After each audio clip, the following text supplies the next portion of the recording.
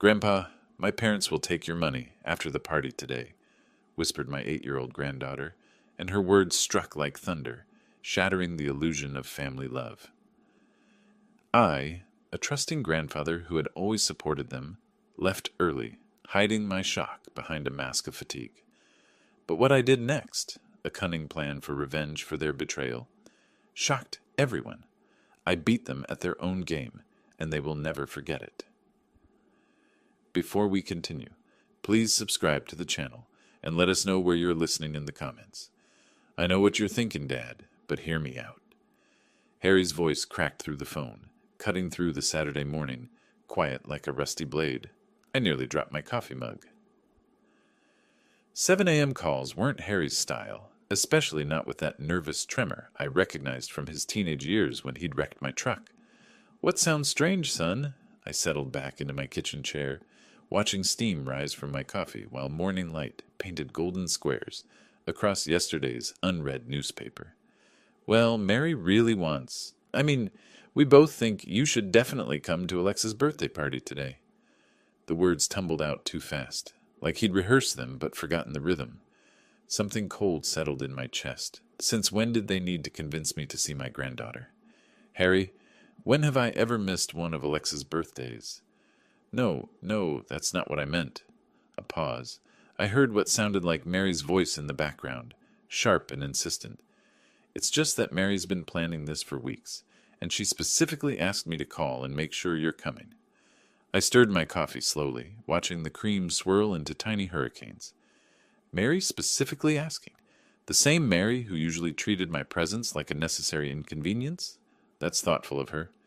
"Yeah, she's really excited about it." Harry's laugh sounded forced, metallic. "The party starts at 2, but maybe you could come a little early. We wanted to talk about some family stuff." The spoon clinked against the mug as I set it down. Family stuff. In 3 years of widowhood, family stuff had never required special conversations. What kind of family stuff? "Oh, just planning things, future things. Mary has some ideas about how we can all be more involved with each other." I walked to the window, phone pressed to my ear, watching Mrs. Henderson across the street. Water her flower boxes, Mary with ideas about family involvement. The woman who'd spent Christmas dinner last year checking her phone every 5 minutes. "That sounds nice, Harry." I kept my voice level, but my businessman's instincts were screaming. 30 years of reading people across conference tables had taught me when someone was selling something they didn't believe in themselves. "Great. So you'll be there early? Maybe around 1:30? I glanced at the refrigerator, where Alexa's latest drawing hung next to my shopping list. A crooked house with stick figures labeled Grandpa, Daddy, Mommy, and me in purple crayon. That little girl was the brightest spot in my world since Ellen died. Of course I'll be there early. I wouldn't miss Alexa's day for anything. "Perfect. And Dad?" Harry's voice dropped lower. "Just keep an open mind about what we want to discuss, okay? It's all about making sure everyone's taken care of." The line went dead before I could ask what he meant by everyone's taken care of. I stared at the phone for a long moment, then set it on the counter next to my untouched newspaper. Something wasn't right. Harry's voice had carried that same guilty undertone I remembered from when he was 8 and had borrowed money from Ellen's purse for candy. But this felt bigger than childhood mischief. I poured fresh coffee and tried to shake off the unease. Maybe Mary genuinely wanted to improve family relationships. Maybe I was reading too much into a simple invitation. But as I sat back down with my coffee, I couldn't stop thinking about that phrase, making sure everyone's taken care of. In my experience, when people started talking about taking care of everyone, they usually meant taking care of themselves first. I looked at Alexa's drawing again and smiled despite my concerns. Whatever Harry and Mary had planned to discuss, it could wait until after I'd celebrated my granddaughter's 8th birthday. Some things were more important than adult complications. Still, I made a mental note to listen carefully to whatever they want to talk about.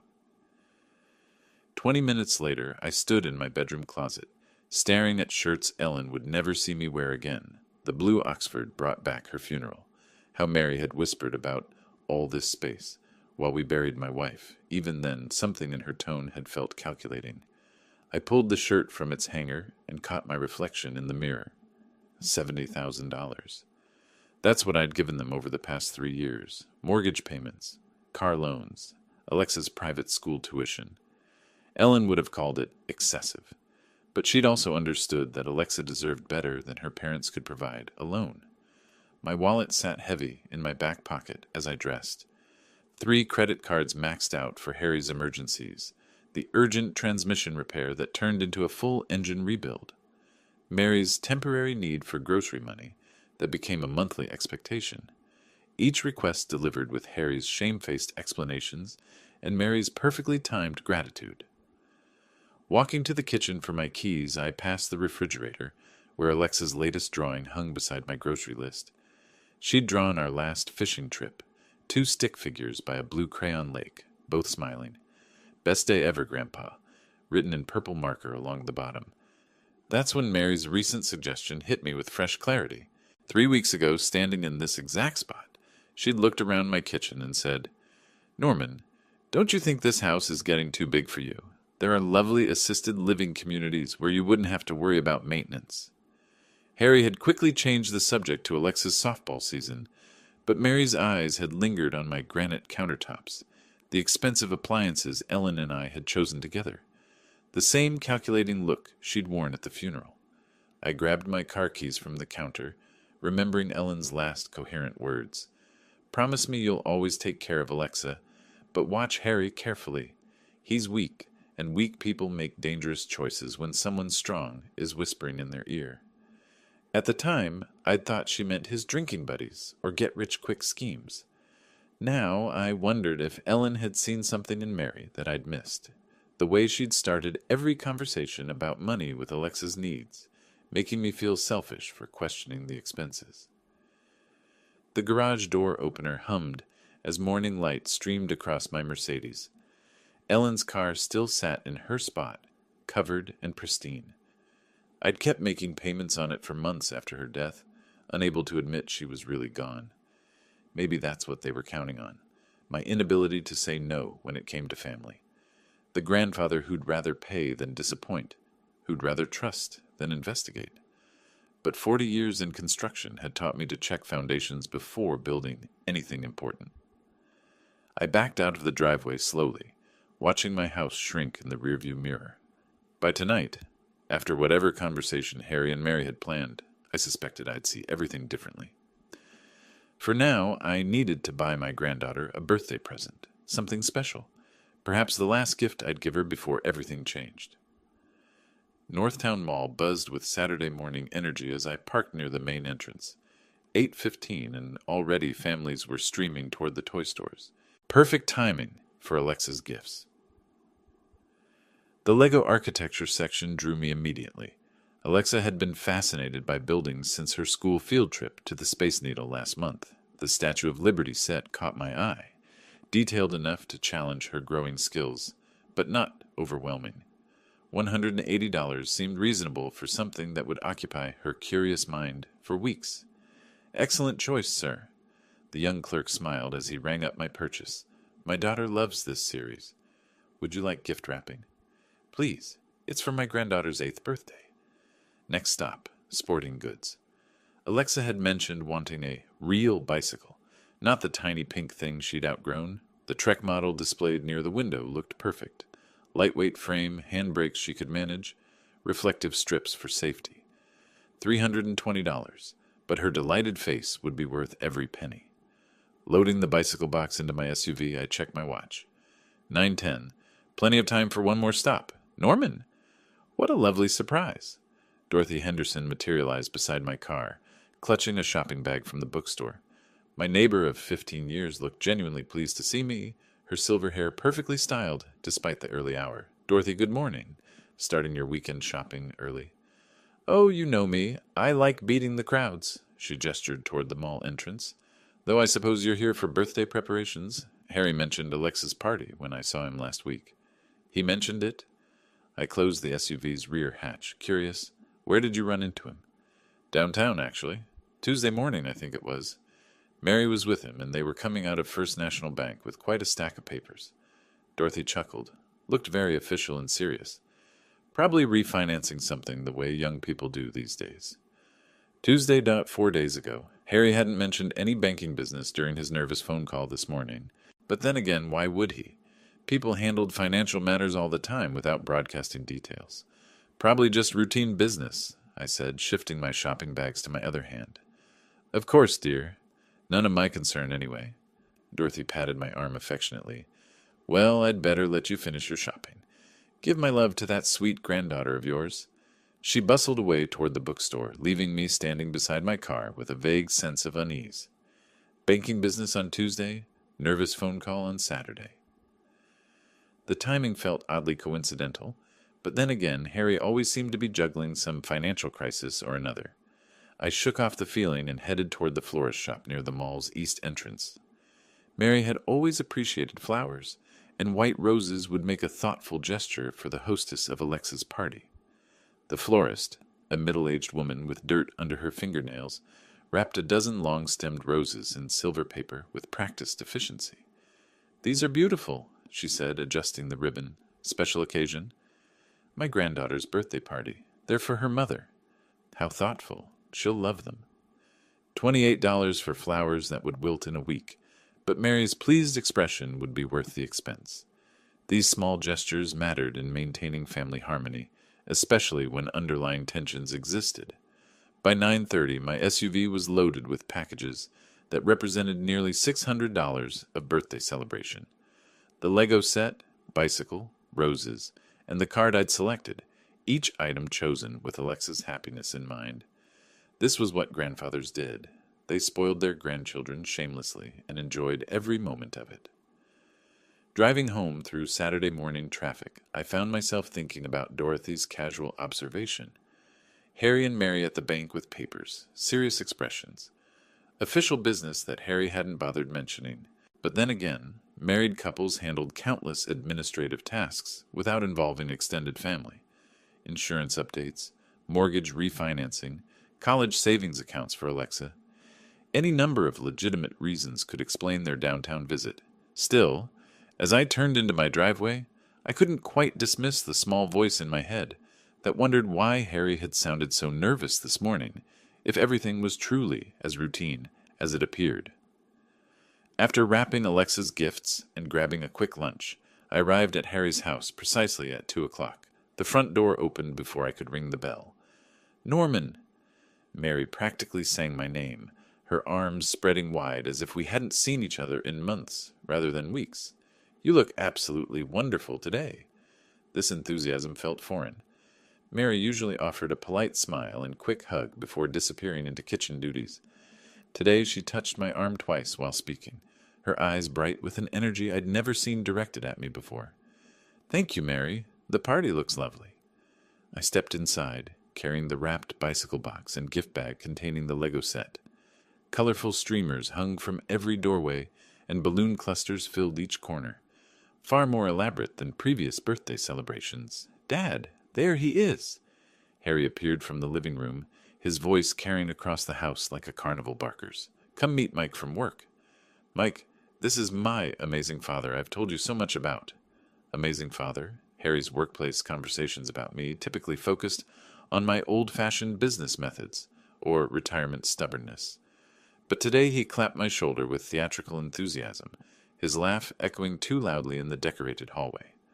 The living room buzzed with familiar faces. The Johnsons from next door chatted near the fireplace, while Mrs. Smith sat carefully on the couch, observing everything with sharp eyes. Carlos and Elena Martinez helped their son Tommy arrange party games on the coffee table. Grandpa! Alexa ran toward me, her genuine smile cutting through the artificial atmosphere like sunlight. She wrapped her arms around my waist, and for a moment the world felt normal again. Happy birthday, sweetheart. I handed her the gift bag. This one first, then the big surprise. She unwrapped the Lego architecture set with careful fingers, her eyes widening at the Statue of Liberty, image on the box. But when she looked up to thank me, something flickered across her face, a shadow of sadness that vanished when Mary approached. Isn't Grandpa generous, honey? Say thank you properly. Thank you, Grandpa. It's really cool. Alexa's voice carried genuine appreciation mixed with something else. Guilt? Worry? An 8-year-old shouldn't sound so burdened during her own birthday party. Harry guided me toward the kitchen where Mike Davidson nursed a beer and made small talk about car sales. The conversation flowed normally enough, but Harry kept interjecting with unnecessary compliments about my business wisdom and family leadership. Each comment felt rehearsed, like lines from a script he'd memorized poorly. Norman knows everything about building successful relationships, Harry announced to Mike. He's taught me so much about trust and family loyalty. Trust and family loyalty.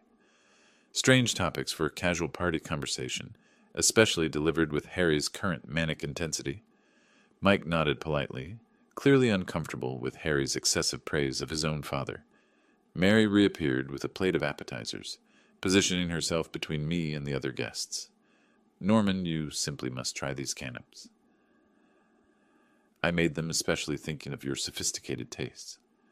My sophisticated tastes? Mary had never paid attention to my food preferences beyond ensuring adequate quantities appeared at family gatherings. Now she hovered beside me, refilling my wine glass before it emptied, and asking about my comfort level every few minutes. From across the room, I watched Alexa opening cards from school friends. Her movement seemed mechanical, polite, but distant. When Tommy Martinez asked about her new Lego set, she nodded and smiled appropriately. But her responses lacked the genuine excitement I'd expected. She's growing up so fast, Mrs. Smith observed, settling beside me on the couch. Such a thoughtful child. She asked me last week if grandparents and parents ever disagree about important decisions. My wine glass paused halfway to my lips. What did you tell her? That families work through differences with love and honesty. Mrs. Smith studied Alexa with concerned eyes, though she seemed troubled by something beyond normal childhood worries. Across the room, Harry and Mary exchanged a quick glance, the kind of wordless communication that suggested coordination. They'd been doing that all afternoon, I realized. Brief eye contact, subtle nods, perfectly timed interruptions when conversations approached certain topics. The afternoon stretched on with forced merriment and careful choreography. Every smile felt calculated, every laugh slightly too loud, every gesture of family affection performed for an audience. Only Alexa's behavior toward me remained authentic, though shadowed by whatever burden she carried. As the party wound toward its conclusion and guests began gathering their belongings, Harry caught my attention with an overly casual gesture. Dad, stick around after everyone leaves, okay? Mary and I have been looking forward to that family chat we mentioned. The artificial cheerfulness began weighing on me like humidity before a storm. I excused myself with a polite smile, mentioning the bathroom down the hallway. Mary jumped up immediately, offering directions I didn't need, her concern feeling rehearsed rather than genuine. Walking away from the party noise, I noticed Alexa watching me from beside the gift table. Something in her expression, worry mixed with determination, made me pause. When I reached the hallway lined with family photos, small footsteps followed behind me. Grandpa? Her voice barely rose above a whisper. I turned to find her glancing back toward the living room, ensuring we were alone. The birthday girl, who should have been glowing with excitement, looked instead like she carried the weight of the world on 8-year-old shoulders. What is it, sweetheart? I knelt to her eye level, recognizing the serious expression she'd inherited from Ellen. You look troubled. She bit her lower lip, a gesture that reminded me painfully of her grandmother during difficult conversations. I need to tell you something important about Mom and Dad. My chest tightened. What about them, honey? They're planning to take your money tonight. The words tumbled out in a rush, as if she'd been rehearsing them. After everyone goes home, I heard them talking last night when I was supposed to be sleeping. The hallway seemed to tilt slightly. I gripped the doorframe to steady myself, fighting to keep my expression calm for her sake. What exactly did you hear? Mom said you have too much money for an old man living alone. Alexa's voice dropped even lower. She told Dad they were going to fix that problem tonight. Dad seemed scared, but Mom said the papers from the bank would make everything legal. Papers from the bank. Tuesday's visit that Dorothy Henderson had mentioned suddenly made terrible sense. My business instincts, dormant for years, roared back to life with crystalline clarity. Did they say anything else? I asked gently. though my mind raced with implications I hoped an 8-year-old couldn't understand. Dad kept saying, "What if he finds out?" And Mom said it would be too late by then. Tears welled in her eyes. "Grandpa, I don't want them to take your money." "You're the only one who really listens to me." I pulled her into a fierce hug, feeling her small body trembling against mine. Ellen's granddaughter, carrying adult secrets that no child should bear. The betrayal cut deeper, knowing they'd planned this within earshot of innocent ears.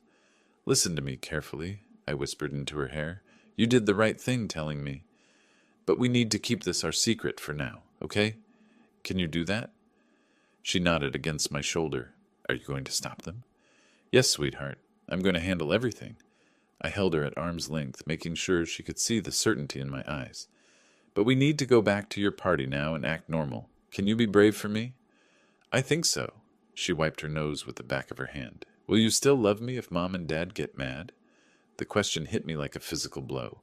"Alexa, nothing your parents do could ever change how much I love you. Nothing. Do you understand?" Relief flooded her face, the first genuine smile I'd seen from her all afternoon. "I love you too, Grandpa." Hand in hand, we walked back toward the party sounds.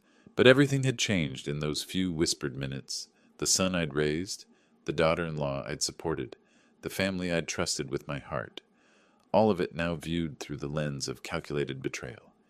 As we rejoined the celebration, I caught Harry's eyes across the room. He smiled and waved, the same false enthusiasm that had puzzled me earlier. Now I understood exactly what that performance was designed to accomplish. Returning to the party felt like walking onto a stage where everyone else had forgotten they were acting. I settled back into conversations with the natural ease that 40 years of business negotiations had taught me, while internally cataloging every glance between Harry and Mary with devastating new clarity. Mrs. Smith was discussing her garden when I noticed Harry checking his watch for the 3rd time in 10 minutes. Mary appeared beside him immediately, their brief eye contact now obviously coordinated rather than coincidental. They were managing me, I realized, ensuring I stayed comfortable, engaged, and most importantly, present for whatever they had planned after the guests departed. "Norman, how about some more wine?" Mary's hand touched my arm with practiced concern. "You look a bit pale. Are you feeling all right?" Pale. Yes, I probably was. Learning that your family planned to steal your life's work might do that to a person. But I managed a tired smile that wasn't entirely manufactured, just a slight headache. But I'm fine. Her expression shifted almost imperceptibly, the kind of micro-expression I'd learned to read in boardroom adversaries. Relief mixed with calculation. A tired, slightly unwell grandfather would be easier to manipulate than an alert one. For the next hour, I played my part perfectly. Gracious grandfather, generous family patriarch, aging man perhaps not quite as sharp as he once was. I accepted their attentions, praised their hospitality, and observed their increasingly obvious coordination with the detached interest of studying a chess opponent's strategy. Harry kept steering conversations away from financial topics, whenever guests mentioned the economy or retirement planning. Mary redirected discussions about my house, my health, my future living arrangements. They were managing information flow, ensuring nothing conflicted with whatever narrative they'd constructed for tonight's important family discussion. Around 5:30, as afternoon shadows lengthened and guests began collecting their belongings, I announced my intention to leave. I think I should head home early. This headache isn't improving. The effect was immediate.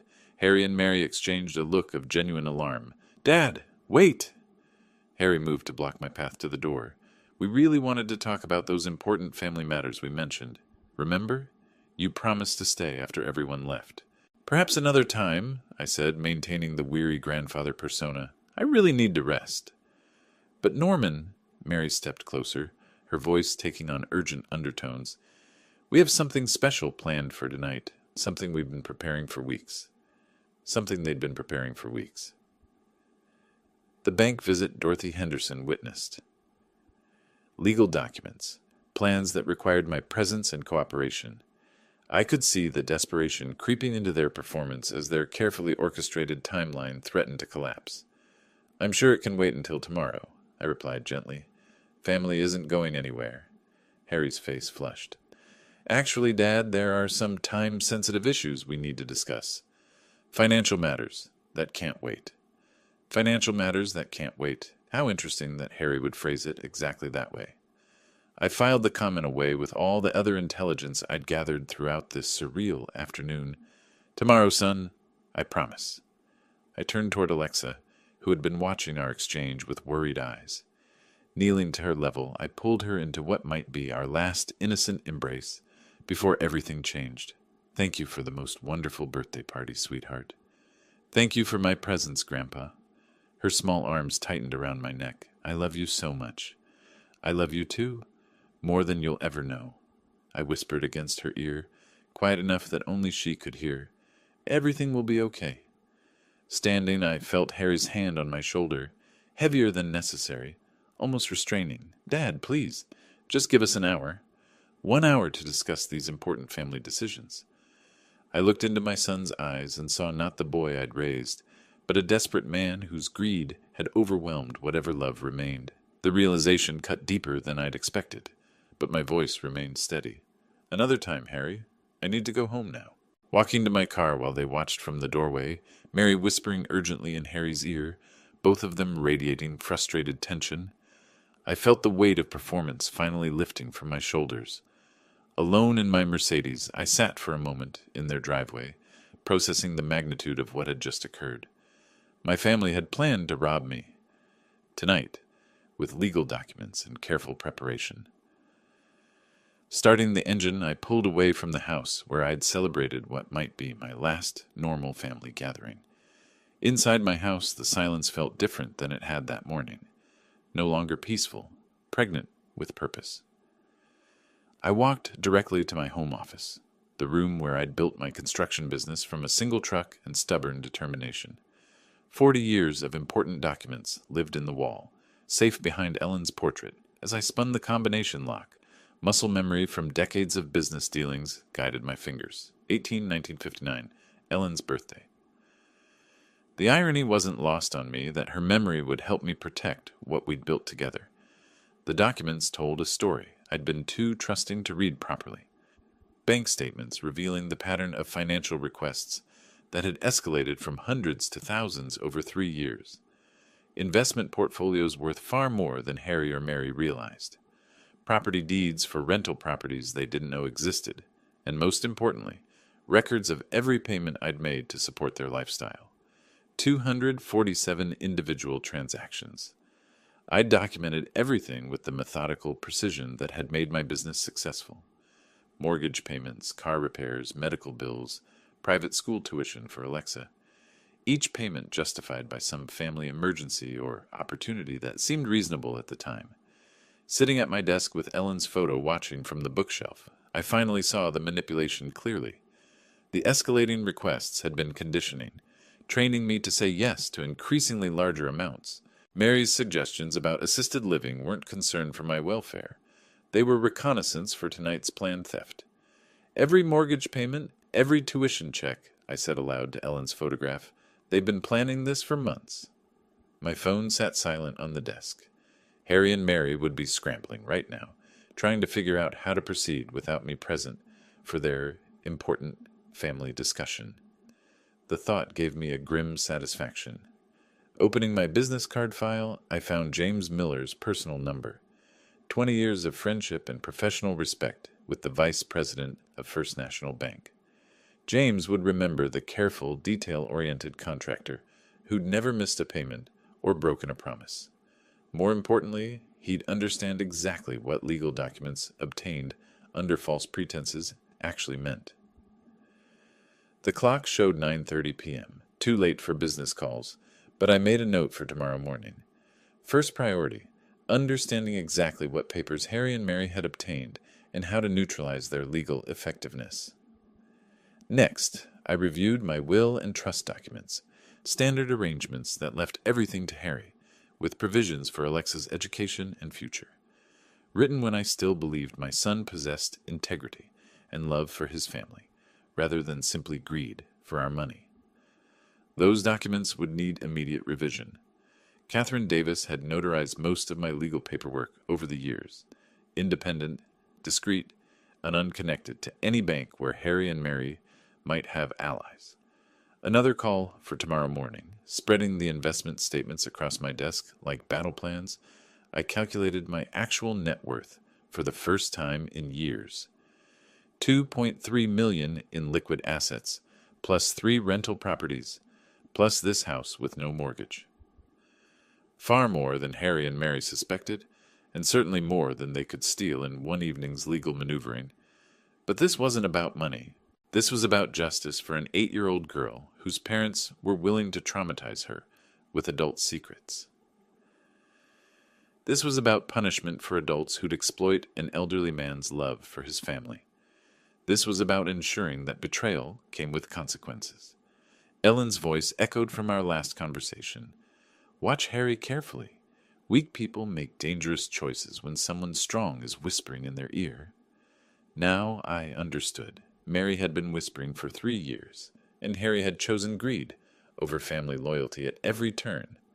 My phone rang suddenly, jarring me from planning. Harry's name appeared on the caller ID. I let it ring. Sunday morning brought clarity that a restless night had failed to provide. After finally falling asleep near dawn, I woke with my businessman's instincts fully engaged and a specific plan forming. Over coffee in my home office, I opened my business contact file to James Miller's personal number. 9 o'clock seemed appropriate for calling an old friend about financial matters. James and I had maintained our friendship through 20 years of loans, investments, and the gradual success of price construction. He'd trust a call from me, especially about portfolio management. James, sorry to bother you on Sunday morning, I began when he answered. I've been reviewing my investment portfolio and wanted to get your thoughts on some consolidation ideas. Norman, always good to hear from you. His voice carried genuine warmth. What's on your mind?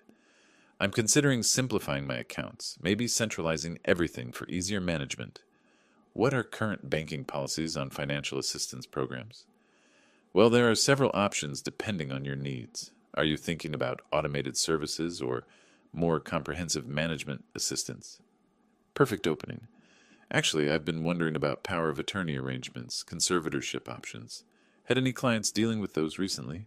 James paused, and I could almost hear him considering confidentiality boundaries. Funny you should ask. Just last week, I had a couple inquiring about guardianship procedures for an elderly family member. My coffee cup stopped halfway to my lips. Oh? Complex process, I imagine. Actually, they seemed quite prepared. Had done considerable research on conservatorship requirements, documentation timelines. Very thorough people. Very thorough. My son and daughter-in-law had researched exactly how to steal my independence with legal precision. That's thoughtful of them to help their family. They were asking specific questions about mental competency evaluations, financial management documentation, timelines for court approval. James's professional knowledge was exactly what I needed. They understood the terminology better than most attorneys I've worked with. Mental competency evaluations, court approval timelines. They'd planned to have me declared incompetent and seize control of everything I'd spent 40 years building. The scope of their betrayal kept expanding beyond what I'd imagined possible. Did they seem confident about their situation? I asked carefully. Absolutely. They mentioned having documentation ready, medical opinions prepared, said they expected the process to move quickly once initiated. James chuckled. Most families aren't nearly so organized when dealing with elderly care transitions. Elderly care transitions. The euphemism made my hands clench around the phone. They'd researched how to institutionalize me while stealing my wealth, and they'd done it with systematic, professional thoroughness. Sounds like they really cared about their family members' welfare, I managed. That's what struck me most. How much preparation they'd put into ensuring everything would be legally proper and swift. They asked about expedited processes, emergency conservatorship procedures, emergency conservatorship, for situations where immediate action was necessary to protect someone's assets from their own incompetence. Hearing my own situation described in clinical banking terms felt surreal. Well, I appreciate the information, James. Gives me a better sense of available options. Anytime, Norman. Though honestly, you seem sharper than men half your age. Can't imagine you needing that kind of assistance for decades yet. If only he knew how close I'd come to needing it yesterday. Let's hope you're right. Thanks for taking my call on Sunday. Always a pleasure. Let me know if you want to schedule a formal consultation about your portfolio. After hanging up, I sat staring at my notes from the conversation. Mental competency evaluations, documentation ready, medical opinions prepared, emergency procedures. Harry and Mary hadn't just planned to rob me. They'd engineered a complete legal framework to justify stealing my life. The phone rang suddenly, startling me from my thoughts. Harry's name appeared on the caller ID again. This time, I answered. Hello? I answered the phone with deliberate weariness, as if the effort of reaching across my desk required considerable energy. Dad, thank goodness. I was worried sick about you leaving early yesterday. Harry's voice carried what sounded like genuine concern, though I now recognized the calculation beneath it. Are you feeling all right?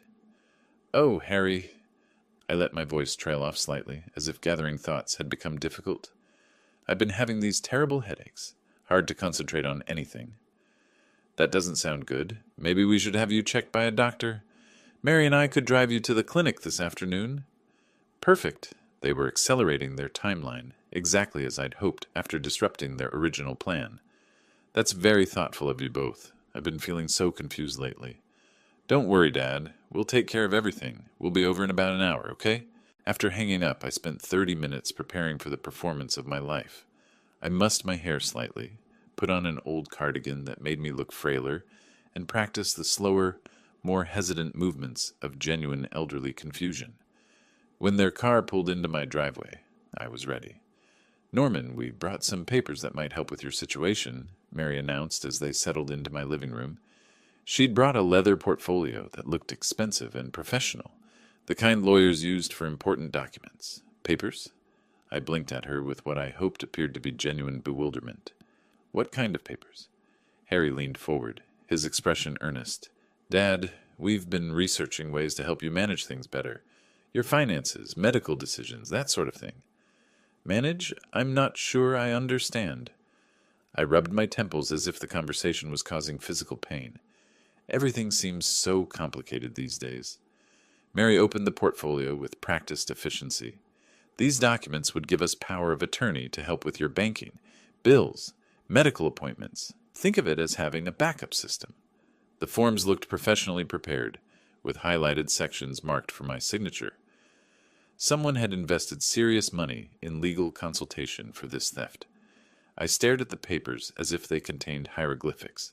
It's all so overwhelming, I murmured. I used to understand these things better. That's exactly why we need to do this now. Mary pressed gently. Before things get more confusing for you. Harry shifted uncomfortably. Dad, are you sure you're okay? You seem really different today. I looked at him with what I hoped was confused gratitude. Different? I don't feel different, just tired all the time. These headaches make it hard to think clearly. Mary and Harry exchanged a glance, the same coordinated communication I'd noticed at the party, but now I understood its purpose. They were evaluating whether I was impaired enough to sign documents without fully understanding their implications. Norman, these papers would just make it easier for us to help you. Mary continued, you wouldn't have to worry about managing everything alone. I suppose that would be nice, I said slowly, picking up one of the documents with trembling hands. But this is such a big decision. My head is pounding, trying to think it through. Of course it's a big decision, Harry said quickly. Take your time. Mary's patience looked more strained, though don't you think it would be easier with family help? You trust us, don't you? Of course I trust you. You're family. I set the papers down carefully. But could I maybe sleep on it? Decide tomorrow when I'm thinking clearer? These headaches make everything so fuzzy. Harry and Mary looked at each other again, and I could see Mary's frustration barely contained beneath her caring facade. Sure, Dad. We'll come by tomorrow morning, and you can sign them then. After they left, I allowed myself to slump in my chair, dropping the performance for the first time in hours. The documents they'd left behind told the complete story. Power of attorney forms that would give them control over my finances, medical decisions, and living arrangements. Everything James had warned me about, laid out in legal language, designed to steal my life. 3 hours later, I sat in my home office reviewing my notes from Harry and Mary's visit. Like a general planning a campaign, their power of attorney documents lay spread across my desk. Professional forms that would have given them complete control over my finances, medical decisions, and living arrangements. Every signature line highlighted in yellow, every witness requirement meticulously marked. They'd done their homework, but they'd forgotten I'd spent 40 years doing mine. Catherine Davis answered on the second ring. Norman, good evening. What can I do for you? Catherine, I need notary services tomorrow morning for some family financial documents. Could you come to my house around 10 o'clock? Of course. What type of documents are we dealing with? I chose my words carefully. Power of attorney forms. It might be a somewhat sensitive family matter, so I'd appreciate your professional discretion. You know you can count on that. I'll bring my seal and journal. Perfect. Catherine had notarized dozens of contracts for my construction business over the years. She'd recognize irregular pressure tactics or coercion immediately. It was part of her professional training. Next call, James Miller. James, could you stop by tomorrow morning around 10? I've been thinking about our conversation yesterday, and I'd like to review my portfolio in detail. Certainly, Norman. After what we discussed about financial management assistance, I think a thorough review would be wise. Excellent. It might be educational. James chuckled. I'll bring the necessary paperwork. See you at 10? Educational indeed. James would witness whatever Harry and Mary planned to do, and as a bank vice president, he'd understand exactly what he was seeing. More importantly, his presence would add legal weight to any documentation of their behavior. Final call, Harry. I let my voice carry the tremulous uncertainty I'd performed that afternoon. Harry, I've been thinking about those papers you brought. You were right. I do need help managing things. Dad, that's wonderful. Mary will be so relieved. We can come over first thing tomorrow morning. I've arranged for a notary to make everything proper and legal. 10 o'clock sharp. Perfect. And Dad, thank you for trusting us with this. Trust. The word sat bitter in my mouth, but I managed to sound grateful. You're my family. Of course I trust you. After hanging up, I walked to the window overlooking my backyard. Ellen's rose garden needed attention, another task I'd been managing alone since her death. Tomorrow would determine whether I'd continue managing it as a free man or watch it wither from some assisted living facility while Harry and Mary divided our life's work. I pulled out a yellow legal pad and wrote down the sequence of events I expected tomorrow. 9:45 a.m. Catherine arrives, sets up notary materials. 10 a.m. James arrives with portfolio documents. 10:05 a.m. Harry and Mary arrive, expecting easy document signing. 10 a.m. Professional witnesses observe their manipulation tactics. 10:15 a.m. Truth emerges. The beautiful irony wasn't lost on me. They'd researched how to steal my independence through legal procedures, but they'd forgotten that legal procedures require proper witnesses and documentation. Tomorrow, those same requirements would expose their betrayal. 20 miles across town, Harry was probably explaining to Mary how cooperative I'd sounded, how the notary would make everything official, how close they were to controlling millions of dollars. They'd celebrate tonight, confident that a confused old man had finally accepted their help. They had no idea they were walking into a trap set by the same business mind that had built what they were trying to steal. I looked at Alexa's drawing on my refrigerator, our stick figure family standing beside a crooked house. Tomorrow would determine whether that little girl grew up with grandparents who protected her or parents who taught her that family loyalty could be bought and sold. Ellen's voice echoed from 3 years ago. Promise me you'll always take care of Alexa. I intended to keep that promise. Monday morning arrived gray and cold. I slept little that night, but when Catherine arrived at 9:45 with her notary seal and journal, I felt completely prepared. Good morning, Norman. Beautiful home office, she said, arranging her materials on the side table. This should be straightforward. James knocked precisely at 10, carrying his banker's portfolio. Morning, Norman. Ready for that portfolio review?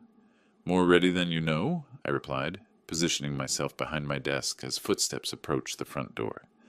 Harry and Mary entered with confident smiles and their leather document case, They paused when they saw Catherine and James, but Mary recovered quickly. "How thoughtful of you to arrange professional assistance," she said smoothly. "This will make everything so much more official." "Indeed it will," I replied, my voice carrying none of yesterday's confused frailty. "Please, everyone take a seat." Harry settled into the chair across from my desk, still smiling. "Dad, you sound much better today. More like your old self."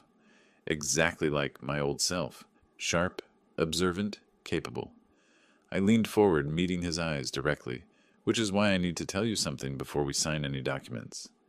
Mary's pen stopped moving across her checklist. "Norman, what's wrong?" "Nothing's wrong with me, Mary, but I'm completely aware of your plan."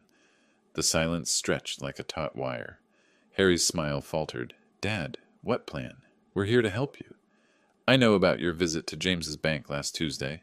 I know about the guardianship procedures you researched. I know about the mental competency evaluations you plan to arrange." Harry's face drained of color. Mary's carefully controlled expression cracked for just a moment before she attempted damage control. "Norman, you're confused. We visited the bank about our own financial planning." "James," I interrupted, turning to my friend, "would you mind sharing what they discussed during their Tuesday afternoon appointment?" James cleared his throat professionally. "They asked detailed questions about conservatorship procedures, documentation requirements for declaring someone mentally incompetent, and expedited court processes for emergency financial management." Catherine looked up from her notary journal, suddenly alert. "Mr. Price, are you saying these power of attorney documents were prepared under false pretenses?" "I'm saying they planned to have me declared incompetent so they could steal everything